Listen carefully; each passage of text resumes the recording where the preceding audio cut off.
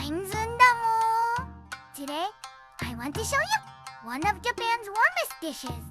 It's simple, it's gentle, and it has a very interesting name.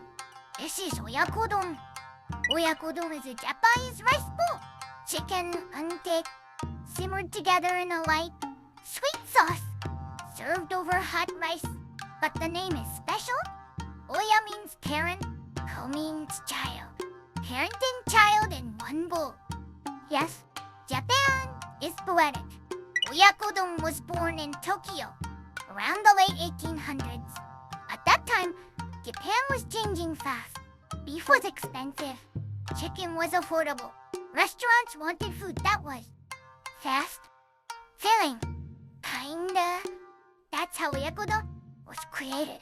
Oyakodon uses simple ingredients. Chicken, egg onion, rice. Nothing fancy, but the technique matters. This dish taught people how powerful simplicity can be.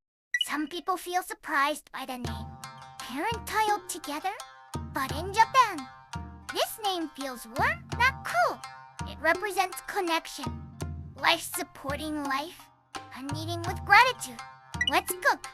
Main, chicken pie, onion, eggs, cooked Japanese rice, seasoning, dashi, soy sauce, mirin, sugar. Step 1, prepare the sauce. In a pan, add dashi, soy sauce, mirin, little sugar. This is the soul. Not too salty, not too sweet. Step 2, cook the chicken. Add chicken first. Let it cook gently. Then add onion. The smell should feel nostalgic. Step 3, the egg. This is the most important part. Beat the eggs slightly. Pour them into stages. Do not overcook. Soft egg is kindness. Oyakodon is everyday food. Students eat it. Office workers eat it.